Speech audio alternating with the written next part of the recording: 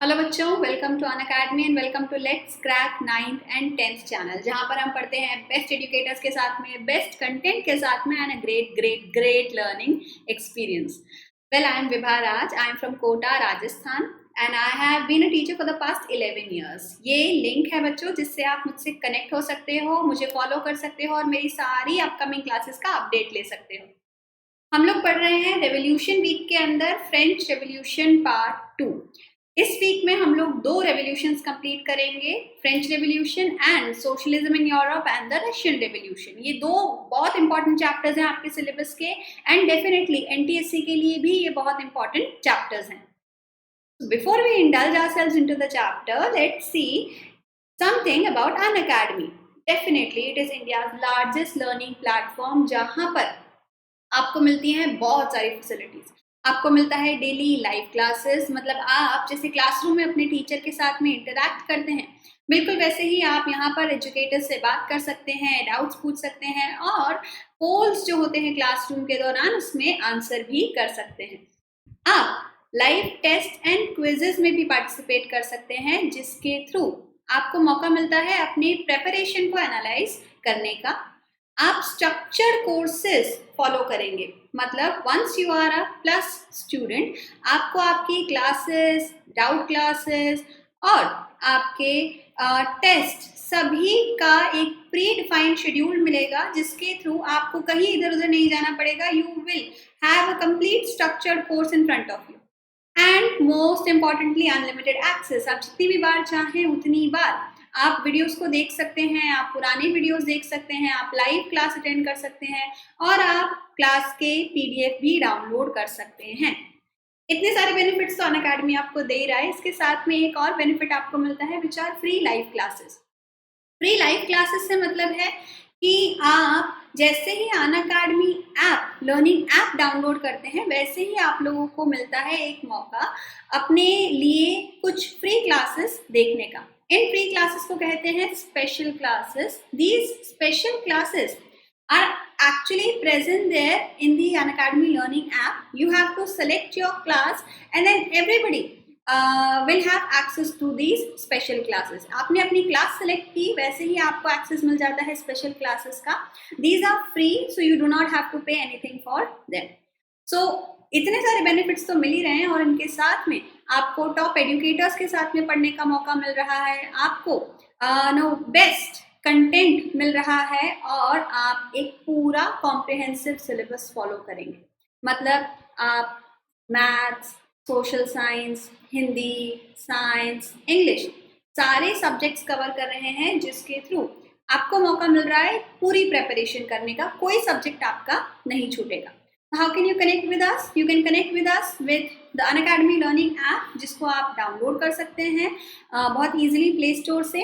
आपने एक बार Unacademy learning app download किया तो आपको यहाँ पर चूज करना है CBSE category and your class. आप क्लास 10 में है तो क्लास 10 चूज कीजिए, क्लास 9 में है तो आप क्लास 9 चूज कर सकते हैं। क्योंकि ये क्लास 9 की है तो let me tell you something about class 9 first. Class 9 के लिए आप 1 ईयर का सब्सक्रिप्शन ले सकते हैं, 2 ईयर का सब्सक्रिप्शन ले सकते हैं, 3 ईयर का सब्सक्रिप्शन ले सकते हैं, या 4 ईयर्स, मतलब आपका पूरा high school 9th 10th 11th 12th पूरा हाई स्कूल आपका कवर हो रहा है एट ओनली 36,000 रुपीज। एंड अगर आप क्लास 10th में हैं तो आप 1 ईयर का सब्सक्रिप्शन ले सकते हैं 13,500, 2 ईयर का सब्सक्रिप्शन ले सकते हैं 22,500 एंड 3 years का सब्सक्रिप्शन ले सकते हैं at only 28,800. All these prices which you are seeing here are discounted prices. वो डिस्काउंट आपको मिलता है by using the referral code VRCBSE। जैसे ही आप सब्सक्रिप्शन लेते हैं वो आपसे एक कोड पूछता है and this code is actually going to get you 10% off on the price. तो आप जो ओरिजिनल प्राइस है, जैसे क्लास 9 का हम देखें तो 15,000 is the original price, but you are only paying 13,500 for a 1 year course with the use of code VRCBSE। Same 2 years का जो कोर्स है it's originally 25,000, but you are only paying 22,500 by using the code VRCBSE। 36,000 is the price for a 3 year course which you are getting at 32,400, and 40,000 is the original price of this course, and you are paying only 36,000 for a 4-year long course with the use of the code VRCBSE. So hurry up, come on Unacademy and be a part of the best online learning platform. तो शुरू करते हैं हम लोग revolution week का दूसरा lecture, which is French revolution part 2. हम लोगों ने प्रीवियस लेक्चर में इस चैप्टर को इंट्रोड्यूस किया था. We saw what are the conditions जिनके थ्रू जो रेवोल्यूशन था वो बिल्ड होना शुरू होता है. What was the social condition. We saw कि सोसाइटी जो थी वो 3 स्टेट्स में बटी हुई थी, and all the social economic responsibilities fell on the shoulders of the third state. The third state, which was almost 90% of the total population, but all the privileges, all the benefits were enjoyed by the first and the second state, which were the church and the nobility members.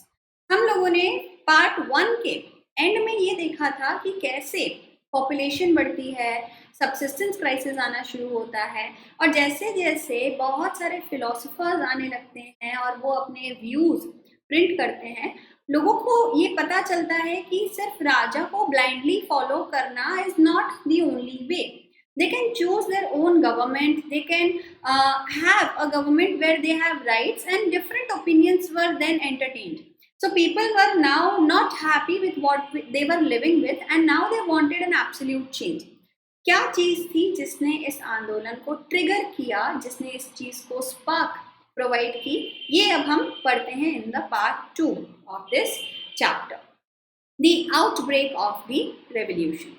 On 5th May 1789, Louis XVI called together an assembly of the States General to pass proposals for new taxes.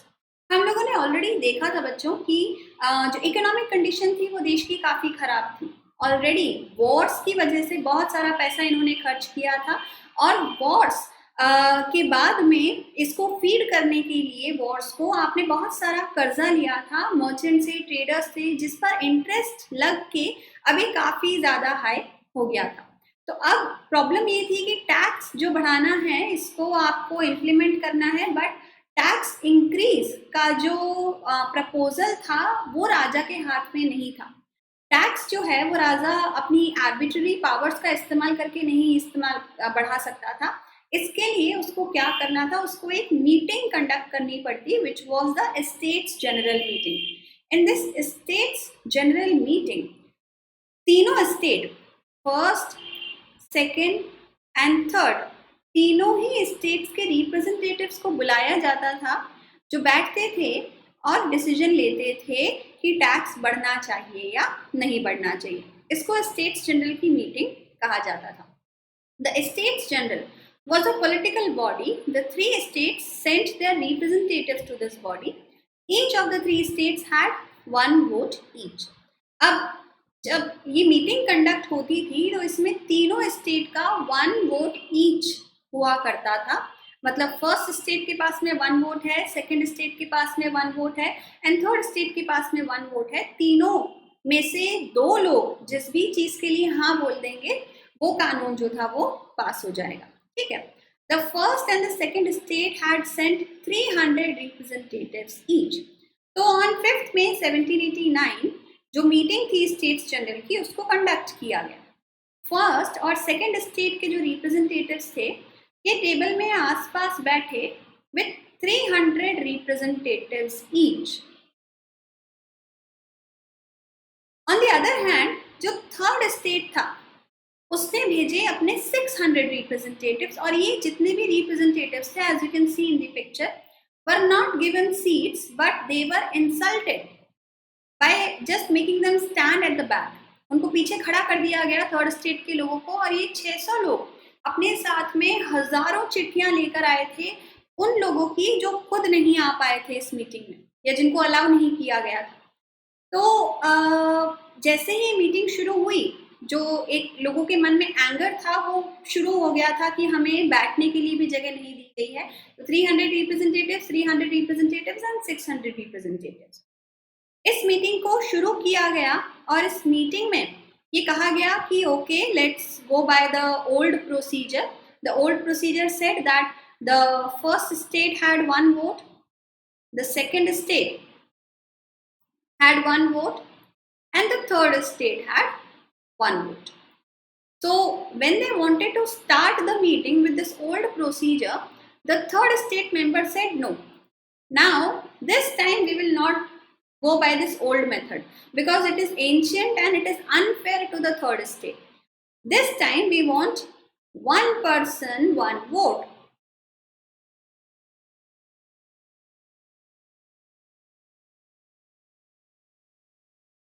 उन्होंने कहा कि देखिए 300 और 300 600 representatives आपके हैं, 600 representatives हमारे पास में हैं, तो let's go with one person one vote rather than one state one vote. This will be a more democratic way of taking decision. But जैसे ही ये जो रिप्रेजेंटेटिव्स थे उन्होंने ये डिमांड प्रेजेंट की, वैसे ही जो फर्स्ट और सेकंड स्टेट थे उन्होंने इस मीटिंग को डिक्लाइन कर दिया कि नहीं, ऐसा तो कभी भी नहीं करने वाले हैं हम लोग, और ये लोग बिल्कुल मना कर गए. थर्ड स्टेट के जो रिप्रेजेंटेटिव्स थे वो नाराज होके उस मीटिंग से वॉकआउट कर जाते हैं. They move out and they did not participate in the states general meeting. They walked out in anger, but they knew कि अब हमें खुद के लिए कुछ करना पड़ेगा और इस चीज को एग्जीक्यूट करने के लिए, अपने लिए एक नया कानून बनाने के लिए ये अब 20 जून को मिलते हैं, ऑलमोस्ट एक महीने बाद. 5 मई 1789 को स्टेट्स जनरल की मीटिंग थी और 20 जून को ये लोग आके मिल रहे हैं, थर्ड स्टेट के representatives, in an indoor tennis court in the grounds of Versailles. सारे लोग थर्ड स्टेट की एक जगह आके इकट्ठे होते हैं. दे डिस्कस्ड कि जो हुआ वो बिल्कुल ठीक नहीं हुआ और हमें खुद के लिए अब एक कानून बनाना पड़ेगा. They declare themselves as a national assembly. इन्होंने अपने आप के लिए एक पॉलिटिकल पार्टी का फॉर्मेशन किया जिसको कहा गया नेशनल असेंबली. ये इंपॉर्टेंट नाम है, इसे याद रखिएगा. And so that not to disperse till they had drafted a constitution for France that would limit the powers of the monarch. कि अब हम इस ओल्ड रेजिम सिस्टम से नहीं चलेंगे. We need a new constitution and we need to reduce the powers of the monarch and the nobility, ताकि हमको आगे आने का मौका मिले.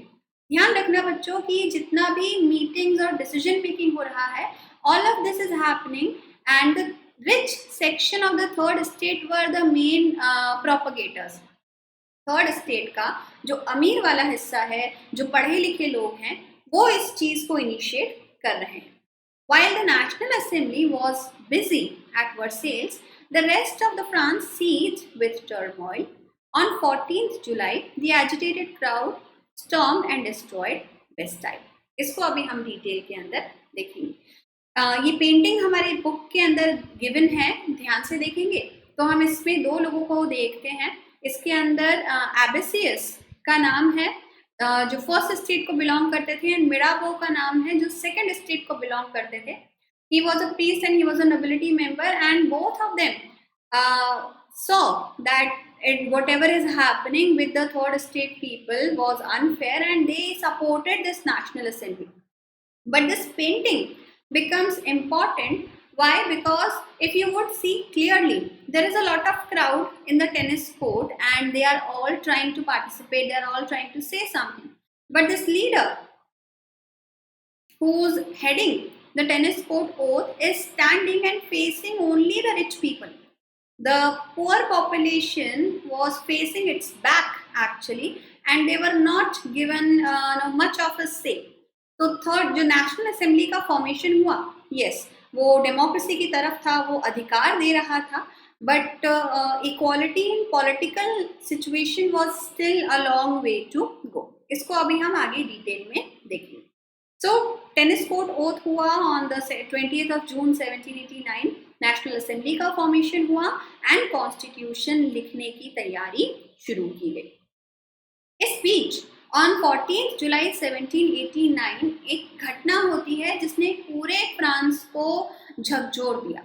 There was severe winters had meant bad harvest and the prices of bread rose. बहुत ज़्यादा सर्दी पड़ती है, मौसम खराब होता है, और जो फसलें थी वो खराब हो जाती हैं और खराब फसलों की वजह से अनाज की कमी होती है और बेसिक जो ब्रेड जैसी चीजें हैं उसके यूज में उसका प्रोडक्शन जो है वो कम हो जाता है। इस बीच में एक और हमें स्टोरी लाइन सुनने को मिलता है जिसका ऑल्दो कोई फैक्चुअल प्रूफ नहीं है, that when the people were facing poverty and they were in a famine situation when they went to the queen Mary Antoinette, जिससे बोला गया कि हमें खाने के लिए ब्रेड नहीं मिल रही है, तो she just mocked them and said कि ब्रेड कोई खाने की चीज होती है क्या, आप केक्स खाएं, पेस्ट्रीज खाएं, because she was very fond of a very lavish life. So she actually could not understand what poverty was. But the bakers at that time exploited the situation and hoarded supplies, and the poor were extremely hungry and they were angry as well. तो जो महिलाएं थी उन्होंने bakers shop पे attack करना शुरू किया and लोगों को इसी बीच में एक खबर लगती है कि राजा की जो आर्मी है उसको राजा ने ऑर्डर किया है कि आप पब्लिक के पास में जाइए and go for a open fire, आप लोगों को मार गिराइए क्योंकि ये लोग क्या कर रहे हैं, ये लोग कॉन्स्पिरेसी कर रहे हैं हमारे खिलाफ। तो जैसे ही जनता को ये खबर मिलती है, ऑल्दो ये रूमर था but that angered the population a lot, और लोगों ने इस चीज को सुनकर एक मिलिशिया तैयार किया। Militia is a people's army. तो एक मिलिशिया तैयार किया और ये आगे की तरफ बढ़ते हैं राजा से बात करने के लिए, नेगोशिएट करने के लिए, और अगर जरूरत पड़ी तो राजा पे अटैक करने के लिए। जब ये राजा की तरफ जा रहे थे तो on their way they saw the fortress of Bastille. ये एक छोटा सा किला था और it was actually meant for a prison.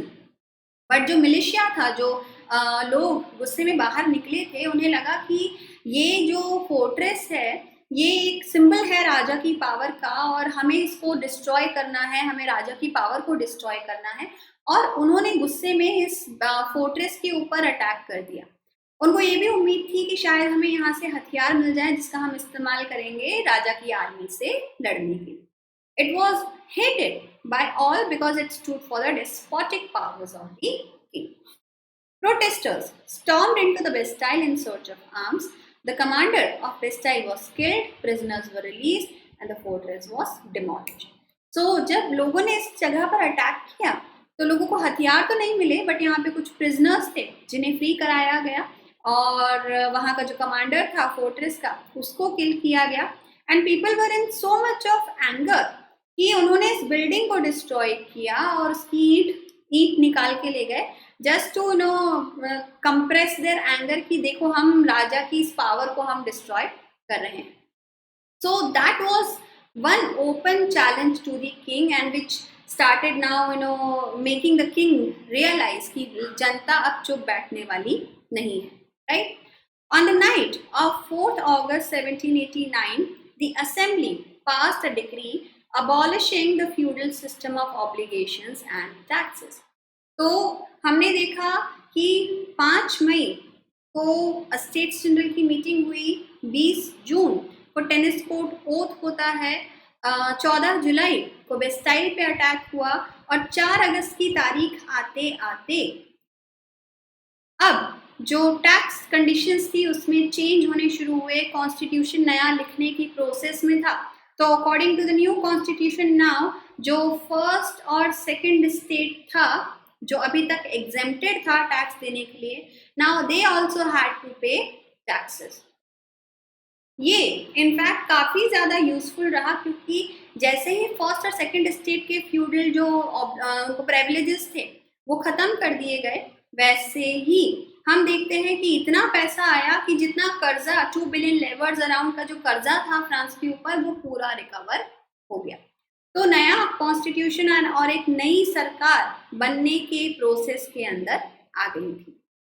France becomes a constitutional monarchy. So in 1791, the National Assembly completed the drafting of the Constitution, and now the power was separated and assigned to different institutions of legislature, executive and judiciary. तो जैसा हमारे philosophers ने हमें suggest किया था कि हमें power सारी की सारी राजा को नहीं देनी है, हमें पावर डिवाइड करनी है into different organs and institutions. तो लेजिस्लेचर, एग्जीक्यूटिव एंड जुडिशरी, हमने 3 सेगमेंट्स बनाए और हमने अपने देश को, फ्रांस को, एक एब्सोल्यूट मोनार्की से कॉन्स्टिट्यूशनल मोनार्की के अंदर कन्वर्ट कर दिया। The Constitution of 1791 vested the power to make laws in the National Assembly, which was the indirectly elected institution. So हमने जो भी नया कानून बन रहा था उसकी ताकत अब राजा के एब्सोल्यूट हाथ में नहीं दी है, हमने इस पावर को एक पीपल्स रिप्रेजेंटेटिव पार्लियामेंट्री बॉडी को दिया, which was called the national assembly. ये फ्लो चार्ट हमारी बुक्स में दिया हुआ है, इसको समझ लेते हैं हम कि जो आम जनता थी इसको हमने 2 हिस्सों के अंदर डिवाइड किया। एक कहलाए एक्टिव सिटीजन्स, ये वो लोग थे जो 25 साल से ज़्यादा उम्र के थे और जो 3 दिन की वेजेस के बराबर टैक्स पे करते थे। सिर्फ इन्हीं को वोट डालने का अधिकार था। जैसा हम वापस से रिमाइंड करें कि जो रेवोल्यूशन हो रहा था इसमें मेन जो गाइडिंग एजेंट्स थे वो थे rich section. So they believe that the poor did not contribute in the economy, तो उनको इकोनॉमिक डिसीजन लेने का भी अधिकार नहीं होना चाहिए। तो वोटिंग सिर्फ वो करेगा, वोट सिर्फ वो डालेगा जो टैक्स पे करता है। तो आपने एक कैटेगरी बनाई एक्टिव सिटीजन्स की, जो 25 साल से ज़्यादा उम्र के थे, जो 3 दिन की वेजेस के बराबर टैक्स पे करते थे और मेल्स थे। महिलाओं को वोट डालने का अधिकार नहीं मिला। जो दूसरे थे दे वर द पैसिव सिटीजन्स, जो बच गए अब वो सारे क्या थे? पैसिव सिटीजन्स, जो वोट नहीं डाल सकते थे, जिसमें महिलाएं, बच्चे और 25 साल से कम उम्र के लोग and the poor population were there. ठीक है, ये 2 कैटेगरी बन जाती हैं in the common population, active citizens and passive citizens. अभी जो एक्टिव सिटीजन्स थे ये वोट डाल के 50,000 इलेक्टर्स को चुनते और ये 50,000 मेन जो थे ये इवेंचुअली 745 मेंबर्स की एक नेशनल असेंबली चुन रहे, विच वॉज द लेजिस्लेचर या पार्लियामेंट इसको हम कहते हैं। ठीक है, ये वो संस्थान है जहाँ पर डिसीजन मेकिंग, लॉ मेकिंग का काम हो रहा है। So the national assembly comprised of 745 members. There was a judiciary which kept an eye over all the activities of the government. The executives also comprised of the ministers, and the king was given a veto power. There was a constitution, there was a parliament, there was a decision making body. King को remove नहीं किया गया क्योंकि उस time तक population इतनी modern नहीं थी या फिर उनके दिमाग में ये बात आ ही नहीं रही थी कि राजा के बिना भी देश चलाया जा सकता है और राजा की डिवाइन पावर को ये चैलेंज करने का रिस्क नहीं ले सकते थे। Hence they kept the king, but they reduced the powers of the king to a minimal, and all the decision making powers were handed over to the legislatures and the executives and the judiciary. इसके साथ में एक declaration of the rights of man and citizen भी launch किया गया। Rights such as the right to life, freedom of speech, freedom of opinion, equality before law were established as natural and inalienable rights. पहले के time पर अगर हम देखें, before the whole revolution, जो नोबिलिटी मेंबर्स थे या जो चर्च के मेंबर्स थे उनको क्राइम के ऊपर सज़ा नहीं मिलती, उनके पास में कुछ भी कहने का अधिकार था, जबकि जो थर्ड स्टेट था उसको हर जगह पर सप्रेस किया जाता था। They were not treated equally before the law, they were not allowed to express their opinion, and they were not allowed to with the freedom of speech. Ab with this declaration of the rights of man and citizen, कानून में बदलाव होता है और अब आम व्यक्ति भी अपनी अपने आप को डिग्निफाइड महसूस कर रहा था, because they had some rights in their hand. ये जो declaration है of declaration of the rights of man and citizen, this is given in this picture, and there are many symbols which are depicted here in this picture, which I would like to explain individually.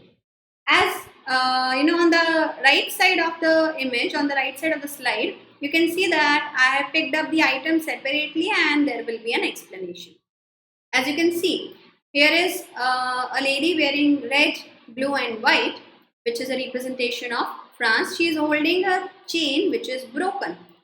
एक broken chain जो है, it is a symbol of freedom, of getting free from all the previous shackles of the society. तो ये आज़ादी का symbol है. दूसरा जो है which is the bundle of rods. यहाँ पर देखेंगे हम, ये बिल्कुल सेंटर में आपको बंडल ऑफ रॉड्स नजर आएगा. एक बंडल ऑफ रॉड्स जो है वो यूनिटी का सिंबल होता है कि हमें कोई आसानी से तोड़ नहीं सकता. The I with in a triangle radiating light is a vision for a good future. You can see this light here. The scepter, which you can see here, the scepter is a sign of royalty. Royalty है, उसको crown और एक scepter दिया जाता है. So the scepter is a sign of the royalty, the kings. Snake biting its tail, which is a never-ending process of progress, and it is continuously moving. The red cap, here is the snake, and just above that bundle of rods we can see there is a red cap as well. The red cap is the symbol of the slaves, the third estate people who used to wear a red cap, and it was the symbol of the slaves. The blue, white and red, the lady in blue, white and red is the symbol of the national colors of France. France का जो flag है, it carries blue, white and red. The winged woman, she is the winged woman and she is an angel who's going to take us into the good future, which is giving you a law filled, and there will be no discrimination in the upcoming future. And the law tablet, as you can see, the law tablets are made of stone. So whatever is written on that stone is now non-reversible and will not be changed. So the law stands as firm as the stone. All these symbols, they started circulating around, and the rights of the man and citizen were seen as a sign of liberty by the people. France abolishes monarchy and becomes a republic. तो अभी तक तो हमारे पास में सबसे पहला बड़ा change हुआ था फ्रांस के अंदर, जहां पर हमने राजा की पावर को रिड्यूस किया और सिर्फ अब एक को नॉमिनल हेड है. अब एक दूसरा बड़ा चेंज हम फ्रांस के अंदर देखेंगे, जहां पर हम मोनार्की को रिमूव कर देंगे, and now France will declare itself a republic. A republic means ruled by a people's representative, ruled by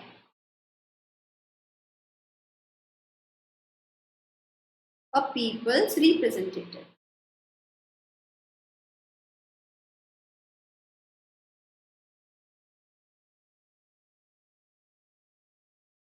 जैसे भारत एक रिपब्लिक है because the राष्ट्रपति, the president of the country, is elected. Although Louis XVI had signed the constitution, he entered into secret negotiations with the king of Prussia. We know कि जब national assembly आई तो उसकी power और उसका जो support था वो काफी स्ट्रॉन्ग था, और राजा इतनी बड़ी पावर के साथ में नहीं लड़ सकता था. So when the constitution was presented to him and he was forced कि अब आप एब्सोल्यूट मोनार्क नहीं रह सकते, हम कॉन्स्टिट्यूशनल मोनार्की लेकर आ रहे हैं, तो इतनी बड़ी जनता के प्रेशर में आके राजा ने कॉन्स्टिट्यूशन साइन कर दिया. ठीक है, मैं नॉमिनल हेड रहूंगा. बट ऑब्वियसली ये चीज राजा को अच्छी नहीं लगी, और राजा ने अपने जो फ्रेंड्स थे आसपास के, उनसे अब नेगोशिएशंस करने शुरू किए कि मैं अपना देश जो है, अपनी सत्ता जो है, उसको वापस कैसे ले लूँ. तो सबसे पहले तो वो अपने रिश्तेदारों के पास में गए, ऑस्ट्रिया, प्रशिया, क्योंकि Marie Antoinette was an Austrian princess. उनसे उन्होंने मदद मांगी दैट आप मुझे आर्मी प्रोवाइड कीजिए and I will be attacking on my own country and I am going to take the power back in my hand. The National Assembly voted in April 1792 to declare war against Prussia and Austria. But before Raja attack कर सकता, जो national assembly थी उसको खबर लग गई that राजा ऐसा कुछ प्लानिंग कर रहा है, और नेशनल असेंबली ने खुद की एक आर्मी तैयार की with representative volunteer people, and they launched an attack over Austria and Prussia. People saw this war as people against king and aristocracies all over Europe. दुनिया में ये पहली बार हो रहा था, यूरोप में ये पहली बार हो रहा था कि जनता जो थी वो खुद ही अपने राजा के ऊपर अटैक कर रही थी, एंड वो अरिस्टोक्रेसीज और रॉयल्टीज के खिलाफ खड़ी हो रही थी. Among the patriotic songs they sang was the Marseillaise, composed by the poet Roger de Lisle. It was sung for the first time by volunteers from Marseilles as they marched into Paris, and so got its name. जो national anthem है Marseillais was written at a place called Marseille.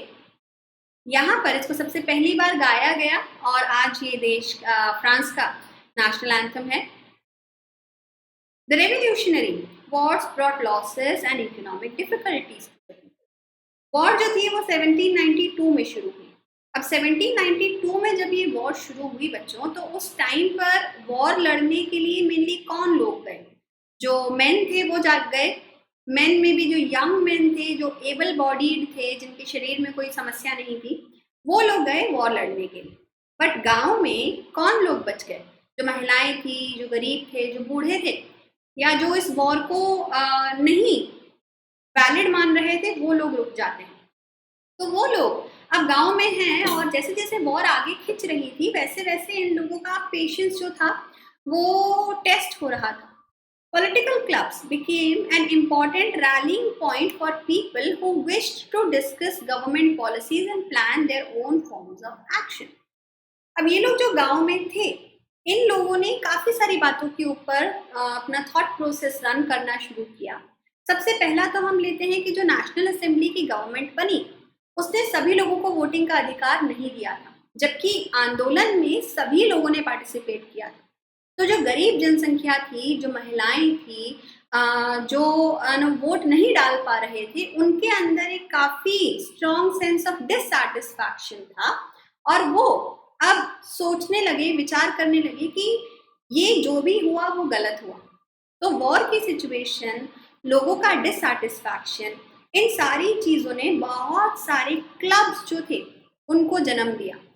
Club से मतलब है ऐसे लोगों का group जो एक जैसे थॉट रखता है और उसको प्रमोट कर रहा है. महिलाओं के लिए क्लब्स बनते हैं, गरीबों ने अपने क्लब्स बनाए. ऐसे में सबसे जो पॉपुलर क्लब था that was called the Jacobins club, which was led by Maximilian Robespierre,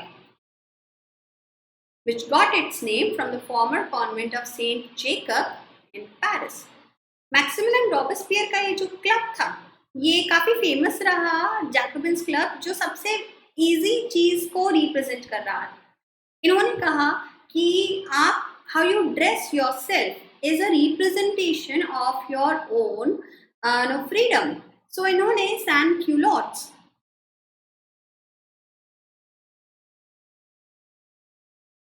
introduce किए, जो ढीले पजामे थे स्ट्राइप्स वाले, और which were paired with a cap, red cap, and ये एक विजिबल रिप्रेजेंटेशन था आज़ादी का against the knee breaches.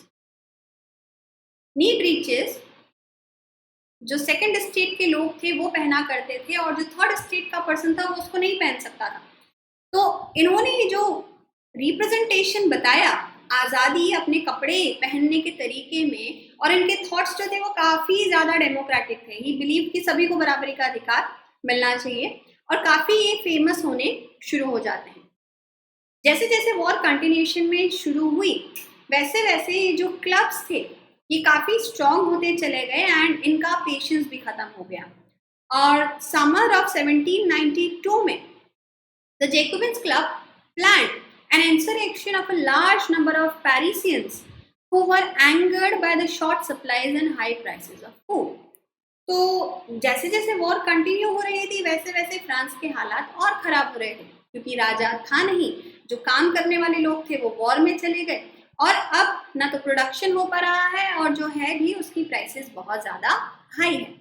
So on the August 10th जो गुस्से में भरे हुए लोग थे, specially the members of the Jacobins club, ये पहुंच जाते हैं पैलेस ऑफ ज्वेलरीज के अंदर, जो राजा का घर था, और राजा के जो सिपाही थे उनको मारा जाता है और राजा को हॉस्टेज बना लिया जाता है। राजा को इन्होंने अपने कब्जे में ले लिया। Elections were held and the newly elected assembly was called the convention. वापस से इलेक्शंस होते हैं और एक नई सरकार बनाई जाती है पुरानी नेशनल असेंबली को रिमूव करके, जिसे कहा गया द कन्वेंशन। और ऑन सितंबर 21, 1792 मोनार्की खत्म करके फ्रांस को रिपब्लिक घोषित कर दिया जाता है। मैक्सिमिलियन रॉबेस्पियर जो थे वो इस रिपब्लिक के हेड बने, क्योंकि पूरा जो ये मिलिशिया था इसको ये लीड कर रहे हैं। Louis XVI was sentenced to death by a court and eventually he was executed. Few days after जो मैरी एंटोइनेट थी इनको भी एग्जीक्यूट कर दिया गया। तो हमारे पास में फ्रांस अब दूसरे रेवोल्यूशन से गुजर के 1793 में एंटर हो चुका है, and this new phase is identified with a name called the Reign of Terror. अब सोचने वाली बात है कि ये जो जितना रेवोल्यूशन हुआ ये तो लोगों की पसंद से हुआ। अब फ्रांस रिपब्लिक है और जो राजा है या जो हेड है देश का वो एक ऐसा पर्सन है जिसको लोगों ने अपनी पसंद से उस पोस्ट पर बिठाया है। तो फिर उसके रूल को हम द रेन ऑफ टेरर या हिंदी में कहें तो आतंक का साम्राज्य इतना भयानक नाम क्यों दे रहे हैं? तो चलिए देखते हैं कि ये कैसे हुआ। During this period, that is 1793 to 94, Robespierre, who was the head of the government of France, followed a policy of severe control and punishment. Maximilian Robespierre जो था वो एक फैनेटिक था। फैनेटिक से मतलब है एक पर्सन जो किसी बात में इतनी कट्टरता से विश्वास करता है और उसको कोई लॉजिक नजर नहीं आता कि वो सही कर रहा है या गलत कर रहा है, तो अपनी बात को साबित करने के लिए वो किसी भी हद तक जाएंगे। जैसे टेररिस्ट होते हैं, they are all fanatics because what they are doing is with share belief that they are doing a correct thing. So Robespierre was also a fanatic and he was a fanatic for democracy. वो democracy के अंदर, बराबरी के अंदर इतनी कट्टरता से विश्वास करता था कि उसको लगता था सब कुछ बराबर होना चाहिए, जो मैं बोल रहा हूँ वो डेमोक्रेसी के फेवर में है। He was a staunch believer in equality, no matter if someone wanted it or not. उन्होंने क्या कहा? उन्होंने कहा इक्वालिटी, ब्रेड आएगी, मतलब वाइट ब्रेड जो थी वो सिर्फ अमीर खाया करते थे क्योंकि वही अफोर्ड कर सकते थे, और जो ब्राउन ब्रेड थी उसको गरीब खाया करते थे क्योंकि वो आसानी से अवेलेबल थी। उन्होंने कहा कि नहीं, ऐसा नहीं होगा, खाएंगे तो सभी लोग ब्राउन ब्रेड ही खाएंगे, और उन्होंने वाइट ब्रेड्स बनवानी बंद करवा दी। उन्होंने खाने के सामान की राशनिंग शुरू कर दी कि आपके पास में कितना भी पैसा हो कोई फर्क नहीं पड़ता है, हर किसी को, हर परिवार को एक राशन अमाउंट फिक्स्ड है, आप उतना ही राशन ले सकते हैं दुकानों से। उन्होंने प्रॉपर्टी का डिवीजन कर दिया, मतलब आप अगर बहुत अमीर हैं और आपके पास में ज़रूरत से ज़्यादा बड़ा घर है तो दैट्स अनफेयर, और आपके घर में अब और 4 परिवार आके रहेंगे क्योंकि that will be an equal division of property. तो उन्होंने ऐसी चीज़ें इम्प्लीमेंट करनी शुरू की जिससे लोग अब परेशान होने शुरू हुए, and as you can see it is just in less than 1 year कि उनके लोग, ex nobles, clergy, even the members of his own party who did not agree with his methods were arrested, imprisoned and then guillotined. गियोटाइन जो है वो एक machine थी जो doctor गियोटाइन ने बनाई थी, एंड इसमें 2 लकड़ी के पोल्स थे और ऊपर एक ब्लेड लगाया जाता था जो एक लीवर से, एक धागे से बंधा हुआ होता था, रूप से बंधा हुआ होता था। जो भी पर्सन है जिसको आपको पनिश करना है उसको यहाँ पर लेटाया जाता था, उसकी गर्दन यहाँ पे फंसाई जाती थी, एंड ये जो रस्सी है इसे छोड़ दिया जाता था, एंड जैसे ये छोड़ी जाती तो ये ब्लेड नीचे आके गिरता और इस पर्सन की गर्दन अलग हो जाती। Robespierre was very fond of this machine. In fact वो काफ़ी सारे लोगों को इसके थ्रू मारता है, and thousands of nobles and innocent men who worked, who supported the monarchy were guillotined at this time. Robespierre eventually इतना ज़्यादा अनपॉपुलर हो जाता है इतने से ही टाइम में कि उसको उसी की पार्टी जो थी जुडिशरी के अंदर उसके खिलाफ एक केस करती है, एंड 1794 जुलाई में उसको खुद इस मशीन के हवाले किया जाता है और गियोटाइन कर दिया जाता है, राइट। सो एक छोटे से टाइम के लिए हमारे पास में 1793 to 94, ऑल्दो उसने काफ़ी कोशिश की थी कि महिलाओं को भी बराबरी के अधिकार वगैरह दें, लेकिन वो खुद ज़्यादा टाइम नहीं टिक पाए। सो अब हमारे पास में 3 बड़ी घटनाएं हो गई हैं। 1789 का फ्रेंच रेवोल्यूशन, देन 1792 का राजा का अपनी जनता पर अटैक करना एंड इवेंचुअली जनता का राजा को पोजीशन से हटा के रिपब्लिक घोषित करना, देन 1793 to 94 का रेन ऑफ टेरर। अब आते हैं हम उसके बाद वाले टाइम में। जैसे ही रॉबस्पियर हटा, अब सिचुएशन फिर से केओस के अंदर चली गई, कोई राजा नहीं है, कोई लीडर नहीं है, अब कैसे रूल किया जाए। तो जो पुराने नेशनल असेंबली के मेंबर्स थे, पुराने एरिस्टोक्रेट्स थे, नोबिलिटी के मेंबर्स थे, वो आगे आते हैं रूल करने के लिए, और इन्होंने एक नया तरीका क्रिएट किया which was called the directory rule. The reign of terror ended in 1794. The Jacobin government fell and a new constitution was prepared by an elected convention providing for a republican form of government with a legislature and an executive body called the Directory. Directory was an executive body made up of 5 members. 5 members से मिला के आपने एक directory का formation किया। 5 directors इसमें हुआ करते थे। ये इसलिए किया गया क्योंकि किसी एक को एब्सोल्यूट पावर देने का रिस्क लोग नहीं उठा सकते थे after seeing Robespierre. Directors often clashed with the legislative councils who then sought to dismiss them. 2 legislative councils बनाई गई थी जो चुनाव के थ्रू इस डायरेक्टरी को इलेक्ट करती, और डिसीजन मेकिंग जो था ये मिलके किया करते थे। बट अनफॉर्चुनेटली ये 5 डायरेक्टर्स आपस में भी लड़ाई करते थे, और ये जो थे ये लेजिस्लेटिव काउंसिल से भी लड़ाई किया करते थे, and eventually there was not a smooth functioning of the government, and situations France की इतनी खराब हो गई कि आपके पास में कोई अथॉरिटीज नहीं है, कोई एडमिनिस्ट्रेटिव यूनिट नहीं है, कोई राजा नहीं है देश को कंट्रोल करने के लिए, and there was a army commander who was actually looking for this situation. ये नेपोलियन थे जो इटली से चले, and he had a dream of conquering the whole of Europe, and seeing the chaos in France he believed that it was the right time to attack, and 1804 में Napoleon की entry होती है France के अंदर। सो अगले part के अंदर हम लोग नेपोलियन का रूल और क्या क्या चेंजेस हुए इस दौरान उनको डिटेल के अंदर पढ़ेंगे, and we will be finishing the chapter. I hope आपको सब कुछ समझ में आया है।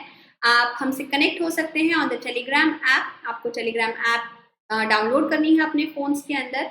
ये जो URL है ये आपको इस स्पेस के अंदर डालना है और ज्वाइन पर क्लिक करके you can be a part of our channel. आपको ये ज्वाइन करके सबसे बड़े बेनिफिट्स जो मिलेंगे वो ये कि आपको लिंक्स मिलते हैं सारी क्लासेस के जो हम डे बेसिस के ऊपर लेते हैं, एंड आपको कहीं पर ढूंढना नहीं पड़ेगा, सारी अपडेट्स आपको इस चैनल के ऊपर मिल जाएंगी। So thank you so much. Like the video, share the video, and subscribe to our channel. And do not forget to use the code VRCBSC to get your 10% discount on your Unacademy Plus subscription.